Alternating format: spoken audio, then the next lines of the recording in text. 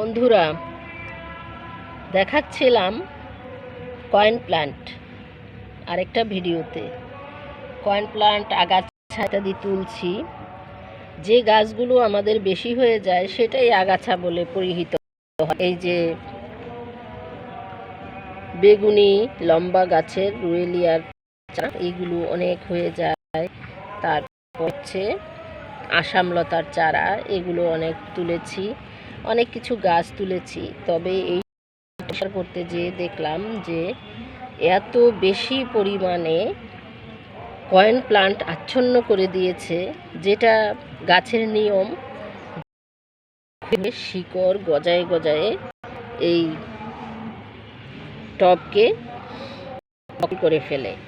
এইখানে যেহেতু এই টবটা পাতলা, এই পাতলা পাত্রটাতে আমি যেগুলো পুদিনা গাছ বা হালকা শাকের গাছ, যেমন তিতা শাক বা হেলেঞ্চা বলে এটাকে আমরা আঞ্চলিক ভাষায়, তিতির ডোগা, এসব লাগাই।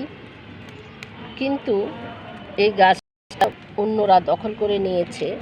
পরিষ্কার করতে গিয়ে এখন দেখি যে শিকড়, আপনারা দেখতে পাচ্ছেন শিকড় কিভাবে গোল গোল গোলাকারে হয়ে গেছে। এই শিকড় তুলতে তুলতে দেখা যাবে যে টবে আসলে আর কিছুই নেই, মূল গাছ যেটা সেটা হারিয়ে গেছে।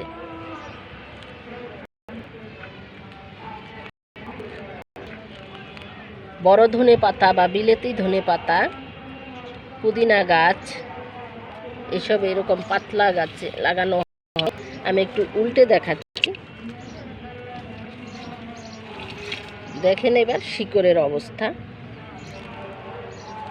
কি অবস্থা করেছে কয়েন প্লান্টে। এইভাবে কয়েন প্লান্ট আকর্ষণ গাছকে, মাটিকে আঁকড়ে ধরে থাকে খুব শক্ত। এই জন্য কয়েন প্লান্টগুলো রাখা ভালো। ছাদ পরিমিত রাখা যায় না, সমানে হতে। এখন সামনে বৃষ্টি হবে, বৃষ্টি হলেই এগুলো আরো বাড়তে থাকতে তুলতেই আমার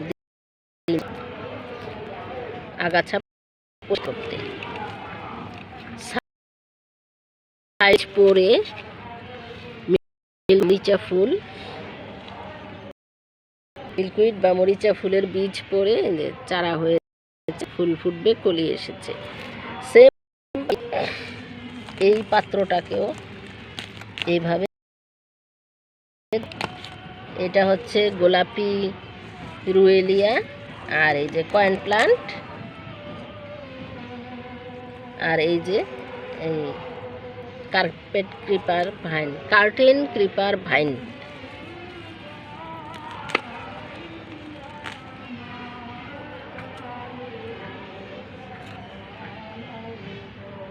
কয়েন প্লান্টের ফুল এসেছে। যে গাছটা বেশি সেটাই আগাছা। আগে তুলতে মায়া লাগতো, এখন আর মায়া করে লাভ নেই, কারণ গাছ এত আগ্রাসী যে এর কারণে অন্যান্য মূল গাছগুলোই হচ্ছে না। পানিকাও একটা আগ্রাসীতে পরিণত হয়েছে, অনেক পানিকা আছে সেরকম। দেখেন এই যে এই টবটার ভিতরে ভিতরে প্লান্ট হয়ে গিয়েছে। এই গাছটা হচ্ছে ফড়িং লিলি, এখন নতুন করে পাতা উঠেছে। পাতা ওঠার পরে আস্তে আস্তে এটাতে এখন ফুল ফুটবে। আর এই যে হলুদ লিলি পাতা, হলুদ রেন লিলির বীজ পরে পরে চারা গজায়। আর এইটা দেখেন, এটাও একটা, এই যে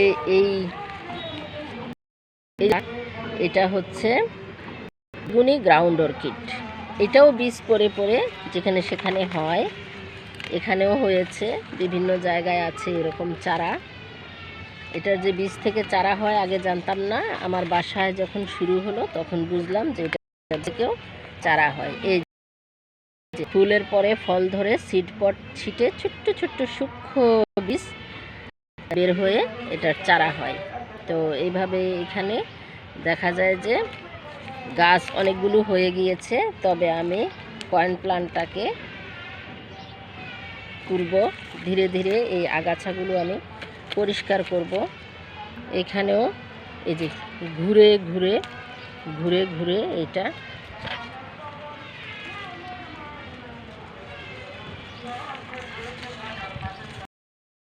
বুঝতে পারছেন কিনা বন্ধুরা, চারিদিকে চারিদিকে ঘুরে ঘুরে ঘুরে ঘুরে মালার মতো বিস্তার লাভ করেছে।